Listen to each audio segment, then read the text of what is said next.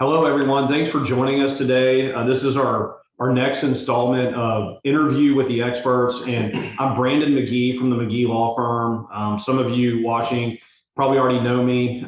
Maybe some of you don't, but I am the owner here at the McGee Law Firm. We focus on estate planning and elder law.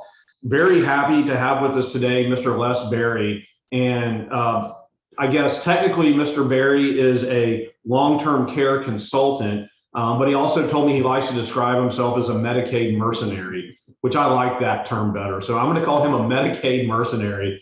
But Les, thank you so much for being here with us today. And so tell us a little bit about your background. And so today I'm going to be kind of grilling you over Medicaid, how things work and the ins and outs of it. Tell us, what is your background that led you to the point that we can consider you to be an expert on Medicaid? Okay, well, initially I started working for the Health and Human Services Medicaid for Elderly People with Disabilities Department, which they call MEPD. Okay. I started working there in 2008. Okay. And I worked there processing nursing facility Medicaid cases and other Medicaid cases under the MEPD umbrella until 2011. And that's when I crossed over and started working on the legal side with the law firm in particular.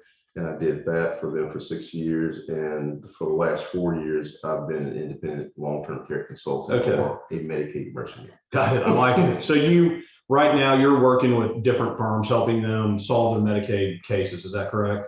Yeah, anytime. So if a law office, as you know, as an attorney, you specialize in the broad sense of the law. If you need something that's a little bit more pinpoint accurate for when it comes to Medicaid, because I've gone through the policies and studied it more, an attorney will call me and say, hey, I'm having trouble with this issue with Medicaid. How do we work around this, or how do we resolve it?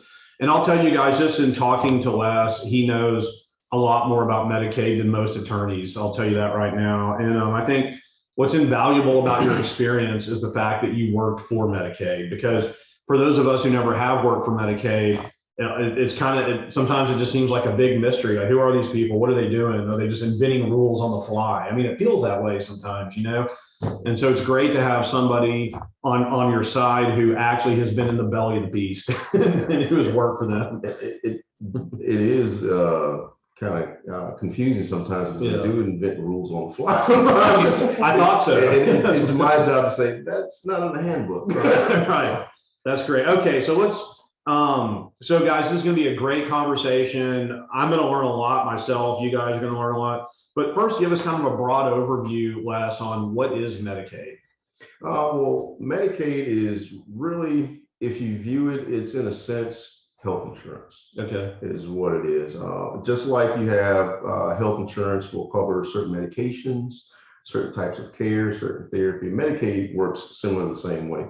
It's basically to help you cover the payment for your medical services that you need. Okay. And for you, what you do, what I do here at times, we're focused more on the nursing home care aspect of Medicaid. Is that correct? Yes, that's correct. Okay. So that's kind of, guys, today when we're talking about Medicaid, for the most part, we're going to be looking at nursing home Medicaid coverage. And so along those lines, tell us, what are some of the things that Medicaid will cover for somebody potentially if they qualify? Okay, if you first look at Medicaid in the broad sense, you have different Medicaid programs. So the type that we look at is for elderly and people with disabilities. So if you're 65 and older, you're considered elderly. If you're under the age of 65 and you have a disability with a Title 16 disability through the Social Security Administration, meaning you not only have a disability, but you also have a Medicare card as well. Okay. Those are the Title 16 people that are under the age of 65. Okay. Then you have pregnancy Medicaid, you have children's Medicaid, and you have adult Medicaid. Okay. Those three I do not deal with, but a large difference between children's Medicaid and the other Medicaids would be that it covers dental. If you're an adult, Medicaid typically does not cover dental. Okay. And how is Medicaid? A lot of these terms are so similar. A lot of people confuse them, interchange them, which I completely understand. But in what way is Medicaid different than Medicare? Okay. When a person has Medicare, it's really viewed as, I say, short-term coverage. Right. So when a person goes to a hospital, they have Medicare, they go to a hospital for at least 3 days and they say, okay, you need rehabilitation. Right. They will discharge you to some sort of rehab facility and you typically get the first 20 days covered 100%. And then you can qualify up to 100. Okay. And for those days 21 through 100, if you qualify for those, they pay for the rehab, but not the stay at that facility. Okay. Whereas with Medicaid, it's long-term care. Right. So if you need coverage in that facility past those 100 days, Medicaid actually picks up the brunt of that bill. Okay. So guys, just to kind of recap, I think this is real critical. So if you have Medicaid, so a lot of people say, well, Medicare. A lot of people will say I have Medicare, so they'll pay if I need to go into a nursing home. It sounds like they're only going to pay for a short-term rehab type stay. They're not going to pay for that permanent type stay. That's going to be Medicaid. Is that correct? That is correct. Okay. And I know that obviously sometimes, so Medicaid guys, they have rules to where you have to be below a certain threshold of assets and you have to be below a certain threshold of monthly income. And if you're even a penny above, they're going to reject your claim. That's correct. Well, tell us a little bit about a Miller's Trust and what it can do for us from a Medicaid standpoint. Okay, well, a lot of people that apply for Medicaid, if they're under a certain income limit, they can go ahead and apply. Right. If you happen to be over that income limit, which as of this year is $2,382. That's for as an individual. Single person. Yeah. Yeah. So if you're over that in gross income, yeah, and that is the biggest misconception people have, say, well, they're under that amount, but they're looking at the net amount, not the gross amount. Okay. If you're over that gross amount, you would need what a lot of people have deemed called a Miller's Trust or a qualified income trust is right. the proper name for it. And what that basically does is it disregards the person's income as long as they put their full income amount into this trust account. Okay. All right. So, and to be clear, let me ask you this. If somebody, because this has been a big point of confusion for a lot of people, if somebody they're over the limit and they have 2 checks, okay, they have 2 different sources and either check would get them under the limit, do they have to put both checks in the Miller Trust, or can they pick, I'm going to put this check in the Miller's Trust, but this other check, it's just going to come to my bank account like normal? Yeah. So if, for example, let's say someone had 2 different checks for $1,500 a piece, that's a total of $3,000, that's over the income limit. Yeah. If they have a Social Security check for $1,500 and they have a pension check for $1,500, if they funded the QIT or Miller's Trust with just one of those $1,500 checks, yeah, if you subtract $1,500 from $3,000, right. we're left with $1,500. Right. That means the $1,500 that did not get deposited is considered countable income. Right. Because that countable income is still under the limit of $2,382. Yeah. Because the first $1,500 is disregarded since it has entered the QIT. Right. You are not required by law to put both checks. You're not. Okay. You're not required by Okay. law, but it will be considered countable income. Sure. Yeah. Now, on the flip side, if a person had, let's say, hypothetically, $4,000 in total income, Yes. one check was for $1,000, which is their Social Security, and their pension check was $3,000. They got to put the pension check. If they put the Social Security check, which is only $1,000, Yeah. subtract that from the 4, you're left with 3, which is over the income limit. Yes. But if you did the pension check for $3,000 and you subtract the $3,000 from $4,000, only $1,000 is countable as income, and you are still eligible for that particular month. Okay. So guys, that's the deal whenever somebody's applying for Medicaid, and if their monthly income is over that amount, and it's a little bit higher for a married person, and these numbers can change about every year, right? I mean, every other year or something like that. Usually, so the resource limit hasn't changed since 1989. Right. But the income limit typically changes from year to year because of the cost of living increase. Okay. Yeah, so that will change. But a Miller's Trust, guys, or what we call a qualified income trust, that's going to be the solution there. And we've set those up for numerous of our clients, and it's a way to get under that cap. So the money doesn't go to you for your use, it goes into a trust account.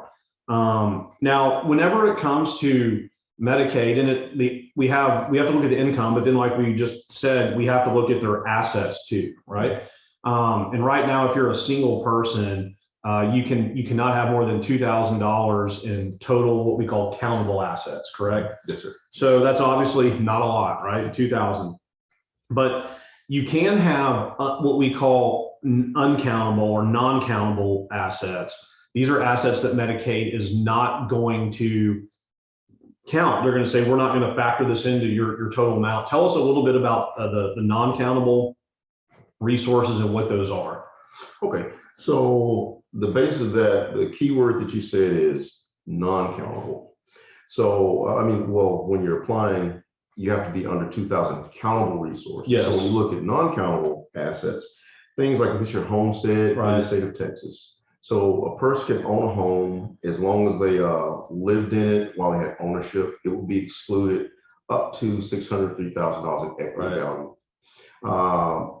Another misconception on that is if you have a home that's worth $800,000, but let's say you owe $400,000 on it in mortgage payments. Well, the equity is only $400,000 in that case. So you could still get that home excluded as long as it wasn't paid for if the equity wasn't over $603,000. Okay. So first thing would be the homestead is excluded. Right. The second thing would be a vehicle, regardless of value. So if you had a 1976 Ford Pinto, Right. or you had a 2020 Bentley Phantom. Bentley Phantom, they're worth quite a bit. Right. That is totally excluded. Okay. And there are some cases. But just one, right? You can only have one. That's what I was getting to. There are some exceptions on that. Okay. If the household consists of more than one person, which is typically a married person, if the community spouse, which is the person that's not applying for Medicaid, if they still work, they will exclude a second vehicle. Okay. Also, if that person still works. If the spouse of the community works, or if you have one vehicle for the spouse and the community to use if they're not working, and the second vehicle is a handicap accessible vehicle. That's the other way you can exclude two vehicles. Okay. Other things would be up to $1,500 in cash value for a life insurance policy for the totality of their cash values. Okay. $1,500 excluded if a person has an irrevocable pre-need or prepaid burial contract. That's fully excluded regardless of the value. Okay. So outside of that, oh, and one other thing is if you do have something like a retirement account, which is an annuity or IRA, only in your name, and it pays out an RMD because you're over 70.5. Okay. Those particular accounts are excluded. But am I right or am I wrong in this? Even though they've done that for IRAs, the 401ks are still counted, period. Well, it would honestly depend on how it's set up, because the way the policy explains it, and it took a long time for me to find the exact policy. Yeah. Because the exact policy, it almost seems like Medicaid, the department hides their policy. They don't want us to know. I swear it seems that way. Well, the exact policy is based this way. It has a section where it talks about the rules of the tax laws. Right. And you have to go to that tax law. Once you read that tax law, it gives a breakdown on if there's a retirement account and you're over 70.5 and you're getting an RMD on it, it's excluded. But you have to actually go to the federal policy of the IRS, and that's how it's explained. It is not directly explained. So it could include 401ks. If you're getting a 401k distribution, I mean a required minimum distribution from, you can get it excluded. Okay.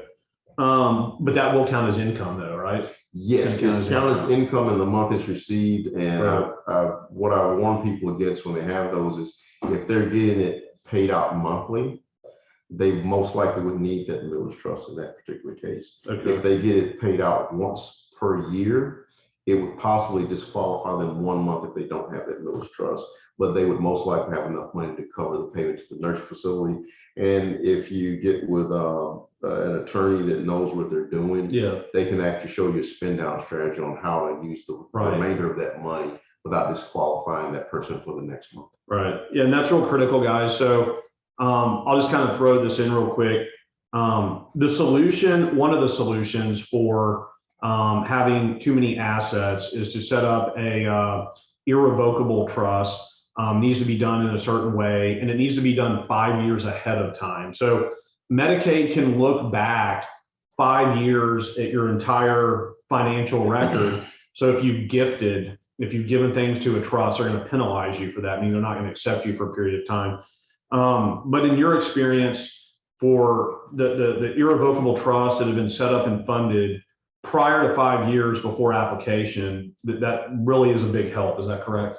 Yeah, if you're being more proactive, Yeah. with this family member, and if they have a good amount of wealth set aside, and you see their health is starting to deteriorate, but it looks like they could probably still be in the home for the next 5 years, that's probably one of the best things you can do to fully protect a person's estate. Absolutely. The one thing that I would tell people, because I don't want people to run out there and say, "Oh, I'll get a trust to protect everything," and they put the home in there.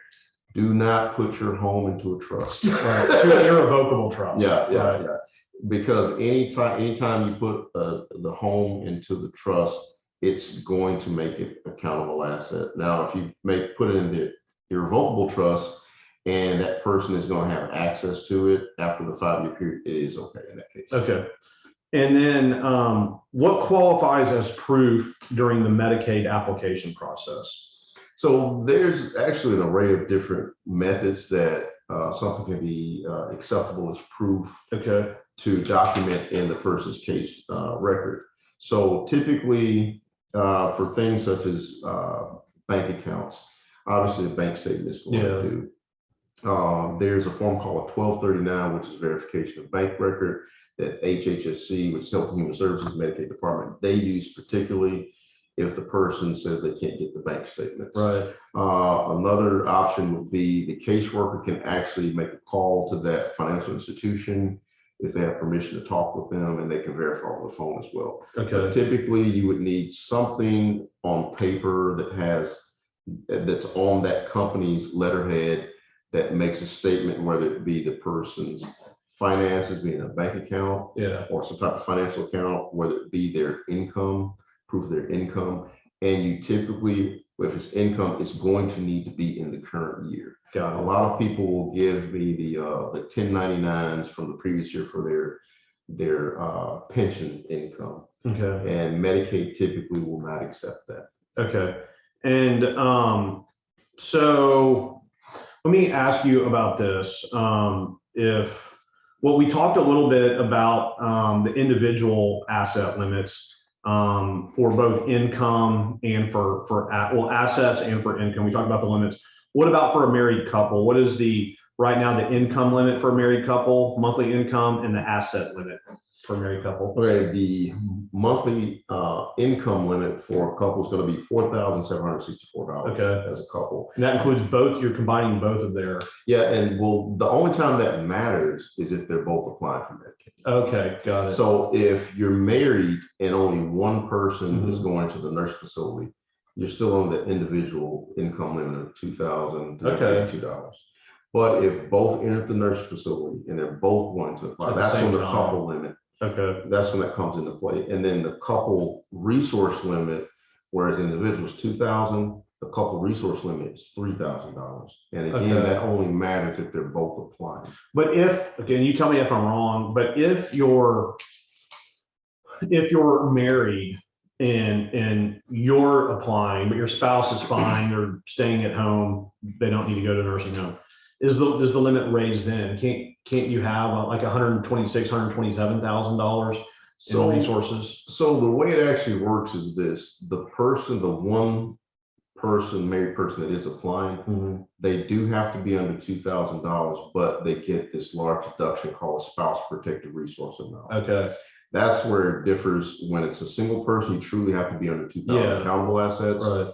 When you're a single person, but when you're a married person, you have to be under $2,000 after this large deduction. Got it. Okay. The minimum deduction, the exact number is $26,076. Okay. So what that means is, if the couple's combined assets, whether it be held in the wife's name individually, the husband's name individually, or anything held jointly, when you combine all those assets together, if it equals to $28,076, they're under 2,000, because after you subtract 26,076 from it, you're left with 2,000. Okay. That's how it's viewed.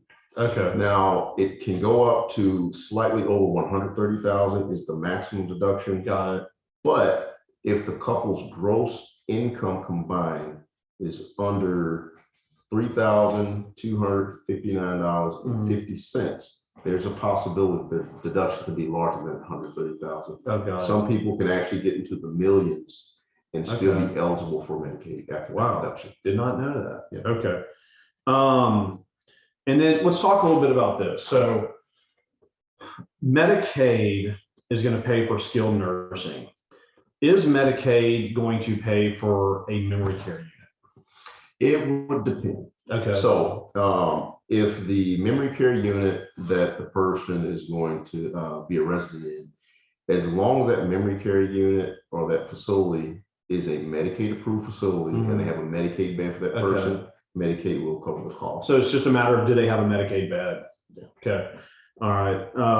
And I had heard this, I don't know, a couple of years ago, somebody was telling me that if somebody has cognitive decline and that's the reason for applying for Medicaid, they're just from the standpoint of medical necessity, because that is one of the criteria, right? I mean, we were talking money, but first you have to have the medical necessity to have round the clock nursing care, right? That's step one. But I was told that they're denying more of the cognitive decline apps and approving more of the physical disability type apps. Have you found that to be true, or did I get some bad information there? So usually, depending on what Medicaid program that the person is applying for, there are only two types of Medicaid programs that require medical necessity. That's going to be nurse facility Medicaid, right, and a waiver program Medicaid, which is it's a Medicaid program is what they would call in the community, meaning you're not getting 24-hour care in a nurse facility. You're just getting some home health. Possibly home health, but those are the only two that require medical necessity. And I'm not a medical expert, but from just working cases myself as a caseworker, what I have noticed is around 2010 is when it got more on the cognitive side. When I was a caseworker. By 2011, it was even more so on the cognitive side, more so than just your physical. In terms of those applications coming through, So the people who were denied medical necessity, a lot of the time it was because their cognitive level was perfectly fine. So what they're really looking for is if you cannot manage your own medications, you don't know what you're taking, you don't know why you're taking it, you don't know when you're supposed to take it. Those people typically are awarded a medical necessity. But if it's a waiver program, they may, if you have the physical elements, they may push the medical necessity through. But if you're in a nurse facility, it's going to be more cognitive based than physically based. People who have a diagnosis of dementia, Alzheimer's, and also, believe it or not, Parkinson's, because it affects the brainstem. Those people specifically are almost always awarded a medical necessity. That's good. That clarifies that. Somebody gave me some bad information, so that's good to check that. So we talked earlier about the 5-year look back and how if you gift to people within 5 years, we're not talking about like a Christmas gift, but you write a $3,000 check to your grandson, or you give you have an extra property and you give it to your daughter. If you do that within 5 years, Medicaid, when you apply, they're going to penalize you, correct? Let's talk about the penalty and what's that all about. So typically the way Medicaid views a transfer penalty is when someone is given something away and they were not compensated for it. For instance, if let's say a grandparent had a car that they no longer use anymore and they're in the nurse facility now. And they said, well, I have a grandchild in college, they need to get around. And let's say the vehicle is valued at $10,000. If they gave that car away to their grandchild and actually not them drive it, but they sign it over into their name, that is a $10,000 transfer penalty. So the way that works is for every $213.71, so if you want to round it, $214. But for every $213.71 is 1 day of transfer penalty. What that means is we're in the month of August. If you gave away $214 to your grandchild, and you were approved as of August 1st, Medicaid's not going to pay for your stay at the nurse facility until August 2nd because you have 1 day of transfer penalty. And then of course, I mean, if you give somebody a house, because I've had this happen where clients give a son or a daughter a home, and it's worth 200,000, you've got a big problem. You've got a big penalty you're facing, right? Because I've seen it happen several times in cases I've handled. In the cases I've handled, it was great because of the fact they came to an attorney to handle the case. And in those cases, if you've given the home away to one of your kids, that home needs to be transferred back to raise the transfer penalty. Okay. That's the way to fix it. Deed it back. Yeah. Okay. Now, there are some caveats and what they would say exclusions to some transfer penalties. Right. But it's very slim. You have to be, if you're their child that's been living in their home with mom or dad for, I think, at least 2 years. Okay. And their doctor can sign off that because you stayed there with them for at least 2 years, That health or medical. you kept them from having to go to a nursing facility. Okay. And you have to have a note from a doctor. Right. That property can be deeded to that child without a transfer penalty. Okay. If that child is under 21. Okay. And this includes if they have an adopted child. Okay. That can be transferred to that child without a transfer penalty. If their child has a disability, it can be transferred to the child without a transfer penalty. And also ladybird deeds or transfer on death deeds, that's a way around it, but that person retains ownership until they pass it. So guys, this is a lot of rules. This is a whole lot of detail that we can get into here. Yeah. Okay, so let's talk, because you just talked about the ladybird deed. Let's talk about MERP. That's the Medicaid Estate Recovery Program. And their goal, guys, is to, after a Medicaid recipient passes away, they want to balance the ledger. They want to be able to go to their estate and get every penny from it that they spent on that person. But talk to us a little bit about MERP and how we can avoid, because obviously if you set up for a Medicaid claim and then when you die, Medicaid just gets a hold of your assets anyways, what's the point really? So tell us how we can avoid the Medicaid recovery program. So one of the biggest issues I've dealt with talking with potential clients and ongoing clients is I heard if I apply for Medicaid, they're going to take my mom's home. Right. Take my dad's car. They're going to take this from my dad. The state's going to take everything. Yeah. Right. So I always say that is truth mixed with myth. Right. The part that they don't tell people is and everybody signs off on this form, or they at least get a copy of it, the Medicaid Estate Recovery Acknowledgement Form 8001. If they first look at the bottom right-hand corner, and I've read it so much to people, I know it verbatim. It says, are there times when the state will not ask your money back? Yes, the state will not ask your money back if, and lists bullet points. Okay. If you have a surviving spouse. So if your spouse outlives you, they cannot touch it. If you have a child under 21, they cannot touch it. If you have an adult child that is unmarried living in your home for at least 1 year before you die, they cannot touch it. If they pay out less than $3,000 towards your care, they drop the claim. If your estate is worth less than $10,000, they drop the claim. And then the most, I'd say, detailed one is if your heirs are below the poverty limit and they can apply for a hardship waiver. That one is kind of tough. I've run into it a few times and we've got it thrown out that way. But the biggest way, the easiest way to avoid a MERP claim is to keep the person's estate from going through the court. That's it. Yeah. And that's what they don't tell people. So you guys who already know me, maybe have worked with me, one of our big fundamental pieces here that I preach all the time is avoidance of probate court, right? I'm a big fan of setting up your estate to avoid probate court. And this is just one more reason to do it, is that if you or your spouse end up on Medicaid, you avoid probate court.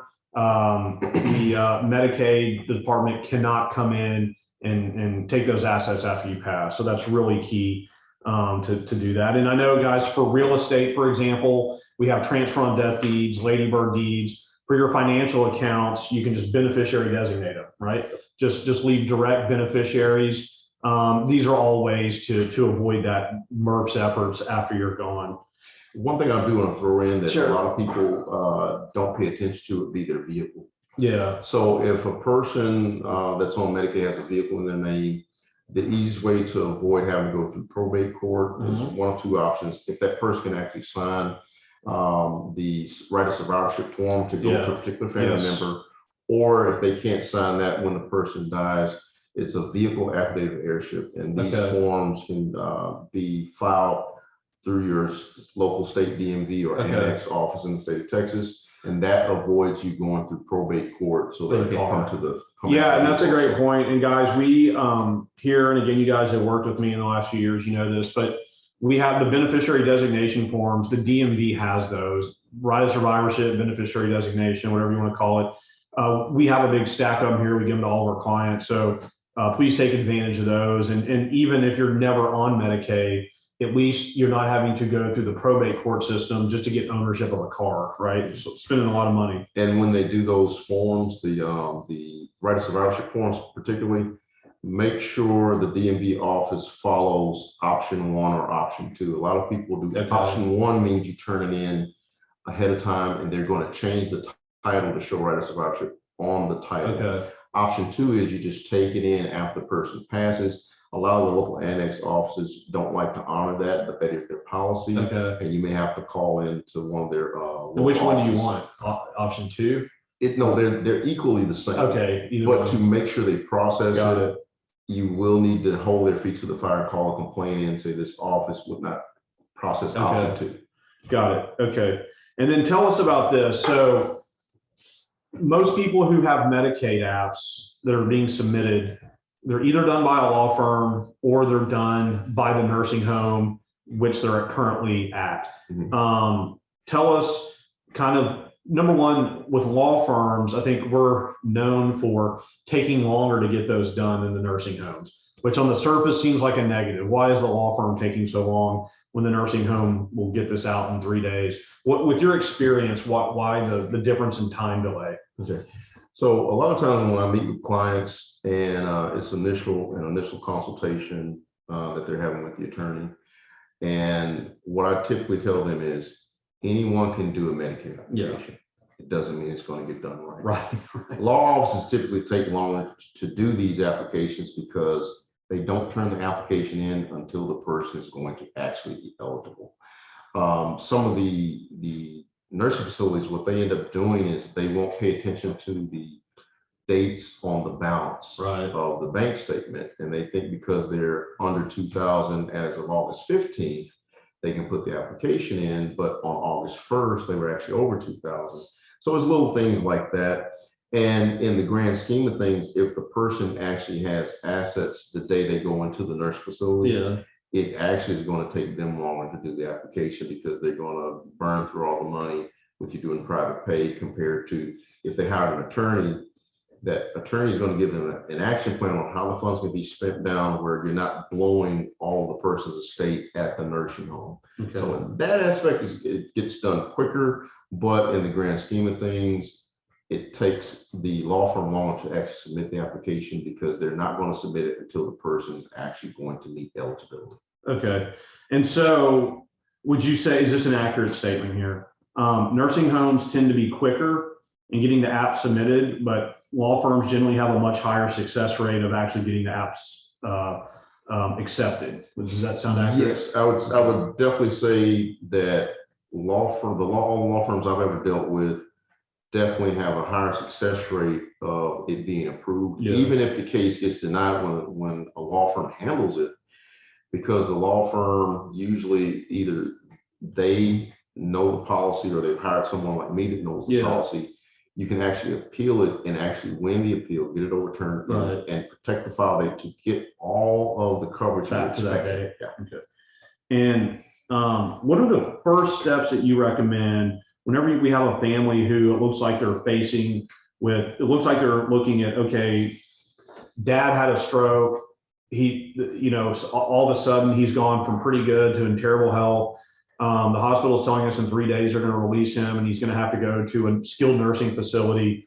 What do you recommend to those families that are immediately faced with those kind of issues? Anyone that is dealing with a family member that it looks like they're going to need long-term care in general, and they're going to go the way of Medicaid, the first step that I would recommend to anyone is find a very competent elder law and estate planning attorney that handles Medicaid specifically and consult with them.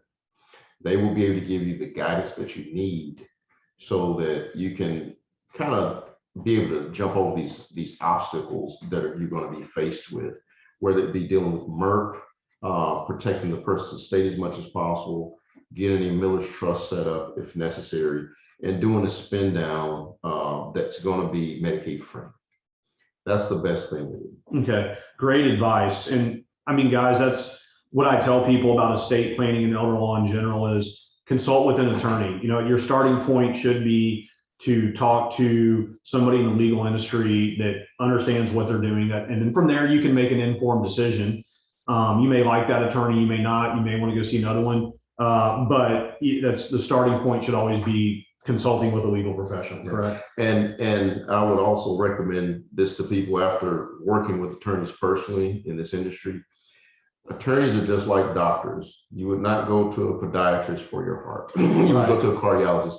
So do not go to a general practitioner attorney. You need to specifically seek out an estate planning and elder law attorney that handles Medicaid. That's great advice. So, okay, Les, thank you so much for joining us today. It was a great conversation. I learned, I mean, I think I know a solid amount, but I learned a lot today talking to you, and I'm sure everybody else did too. So thank you so much. We appreciate it. Thank you. All right. Thank you guys for tuning in. And those of you who are going to be watching this on social media or YouTube, feel free to reach out to us if you have more questions, concerns about Medicaid or estate planning. You can always feel free to give us a call. Thanks, guys.